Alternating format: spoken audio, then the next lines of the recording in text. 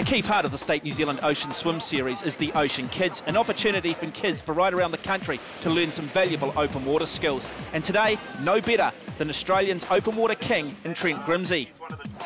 Mia Simpson is the youngest competitor at just 7 years of age, and she looks relatively relaxed. Kids competitive by nature are underway. A large contingent of surf lifesavers out on the water, and the kids also escorted by their parents. And we can see their fast learners mimicking the likes of Kane Radford and Trent Grimsey. And well done to Mia Simpson in finishing.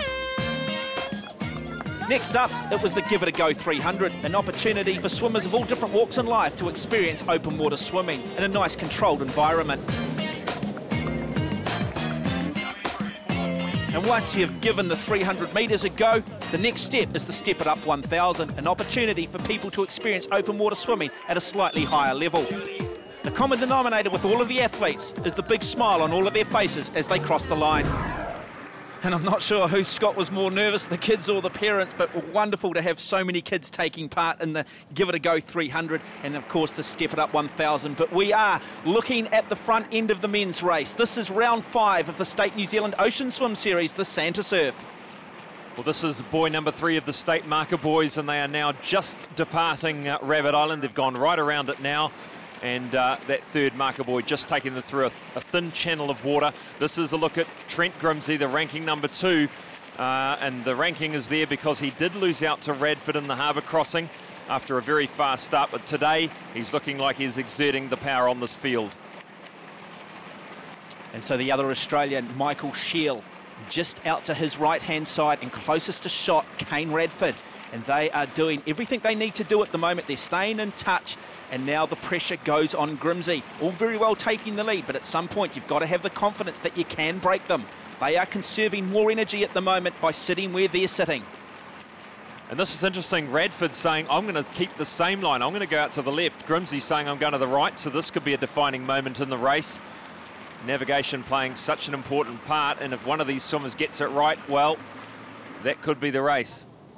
Oh, some wonderful shots as our leading men and women have made their way around Rabbit Island and now head towards Maltoriki Island as we look at Graham O'Grady out to the right, Philip Ryan with the sleeveless wetsuit, and Graham O'Grady, an athlete no one should underestimate. He comes from a triathlon background, but he, like Charlotte Webby, has an incredible natural feel of the open water. Well, those two swimmers, Mark, have got a little bit of work to do because we're back at the front end of the field and Grimsey and Radford are increasing that gap between themselves, and Grimsey still leading this race. 23 years old, out of Brisbane, Australia, a former 3-time Australian champion, and he's currently leading the World Cup series for open water swimming around the world at the moment. So a very, very good swimmer indeed, and these swimmers, Michael Shield and Radford, are really going to have to put on a good second half of this race to really take this. A look now at number 5, a bit of a local, Johanna O'Connor, third in the beach series in Takapuna in 2010-2011, a former New Zealand surf champion and top open water swimmer. And then we also have a look at Tash Harrison, the top Australian, third at the Australian Open Water 5 and 10K Championships and 14th at the FINA Open Water 25K Champs. So Scott, we're starting to see the cream rise to the top. Absolutely, but this is a new experience for Tash Harrison, first time in a wetsuit like many of these Australians. And look at the stroke rate of Trent Grimsey. He's now opened up a good solid lead over second and third place. Looks like Radford's still holding on to second over Michael Shield, but that is a 20 to 25 metre lead, Mark. And you can just see the swells building up in the background. They're going to need to negotiate that when they take the final left-hand turn into the finish, a swim of around about 400 metres. But we were wondering who had taken the best line. At the moment, it looks like Grimsey.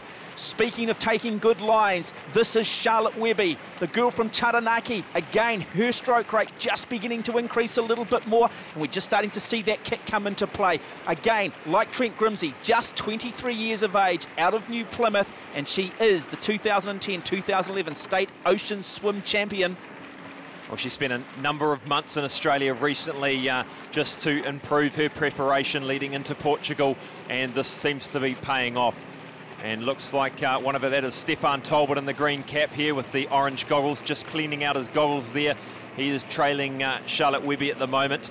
He was the winner of the state the state pie here classic just before Christmas. So he's also swimming very well. Oh, some wonderful shots. This beautiful part of the country. And it is an Australian who is giving everybody a lesson in the sport of open water swimming. Some urgency's crept into his stroke. At the start, Scotty looked like he was somewhat struggling, deciding early on to sit on the feet of Kane Radford, but he is into overdrive. You sense he realises that if he can just maintain good navigation, he's got this race in the bag. Well, this takes some endurance, Mark. I mean, to really pull up the stroke rate 2Ks into this race is phenomenal. This guy travels around the world trying to win the big races, win the big money, and he's showing exactly how he does it right now. And a good little battle now for second and third between New Zealand's leading open water swimmer Kane Radford and the other Australian, Michael Shiel. The Aussies will be keen to go 1-2. Radford will certainly be hoping to spoil the party. Well, we must make mention, a special mention of Michael Shiel's moustache if we do get to see it later. It is phenomenal. But that's not going to pull him through past Radford. He's going to really have to dig it in now. Can it be Australia 1-2? Or can the Kiwi, can he come back? He has come back in the harbour crossing last year. Can he do it again? Well, they've got about 250 metres to swim. We will see what they've got left in the tank. But look at the class of Grimsey. Look at the open water skills here. You can tell that he spent plenty of time at the surf clubs around Australia. That is a wonderful display of body surfing. He just takes a wee tumble, the toughest part getting to your feet. And Trent Grimsey from Australia, a comfortable winner, will take out round 5 of the State New Zealand Ocean Swim Series, the Santa Surf. He's looking behind him. He doesn't really have to. He's got this one easy in the bag. And here comes the Kiwi. Here comes Radford. Not too far behind. Checks behind him to see where Shiel is. But this crowd here at Mount Maunganui really giving him a warm welcome. And a big year for Kane Radford. Fingers crossed he can get himself to his first Olympic Games later in the year. And in third place, it will be the Australian, Michael Shiel. Well, he should be happy with that, or he's come over here and he had some mixed performances, and I don't think we've seen the best of Michael Shiel. Still more to come, I think. A great race for 4th and 5th, and this is an outstanding swim from the number 7 seed, Graham O'Grady, a half Ironman athlete, an athlete who says he only swims 4 to 5 times a week versus the 11 sessions so many of these open water swimmers take part in. That is a breakthrough effort from him. What a class swim. And in 5th place is the 2011 open water champion, Philip Ryan, in the sleeveless suit. Lots of these swimmers just tripping over in that soft sand in the shallows, and obviously they don't know it's coming, so is slowing them up. And here's a look, here is Charlotte Webby. She's led this race from start to finish, and she's finishing in style. There they go. This uneven nature of the sand. And out they come, Stefan Talbot just sneaking in front through the finish line, but a great performance by Webby.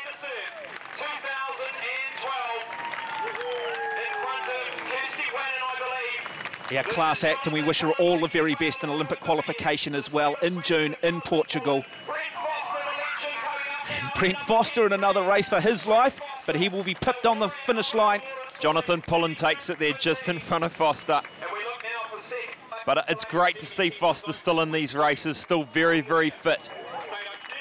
Well, it just re-emphasises too at his age, what he's early in his 40s now, the importance of good technique as we see the first of our Australian female competitors cross the line. Congratulations to Tash Harrison. Trent, congratulations. Perfectly judged race today. Yeah, look, I had a plan and I stuck to it, and it was the result I was after, so can't ask much more than that. Seemed to be quite bunched early. What was the key point for you? Yeah, look, I wanted to get away to a really fast start, but I looked back and everyone was right on me, so I thought, you know what, I'll just swim easy for a little bit, then halfway I'll pick up the pace, and that's what I did, and the others seemed to drop off, so it was good. Kane, we know you're in big work, concentrating on the Olympic qualifier, so what did you take out of the swim today? You know, I guess I wasn't overall happy with the end result. You know, I always want to go out to win it, but hey, Trent, he's a classy swimmer. He did a classy swim, you know.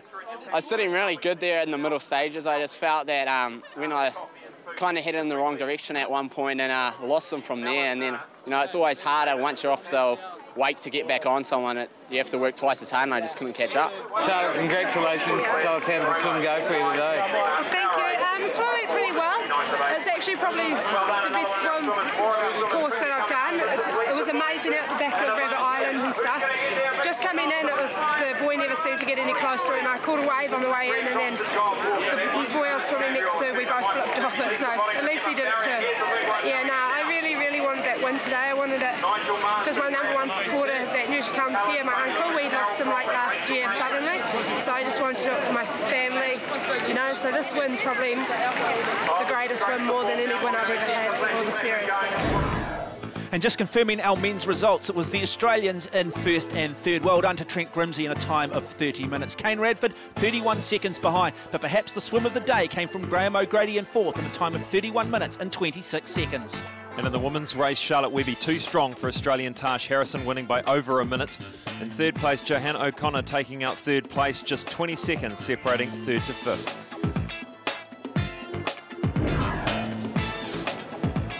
The great thing about the State New Zealand Ocean Swim Series are the wonderful stories from the competitors who take part. And nobody more special than 58-year-old Marlborough man Peter Colbert, who recently had a quadruple bypass and has the scars to prove it. Peter, congratulations. What does it mean to make this swim? Well, after the little hiccup I had, it's quite good.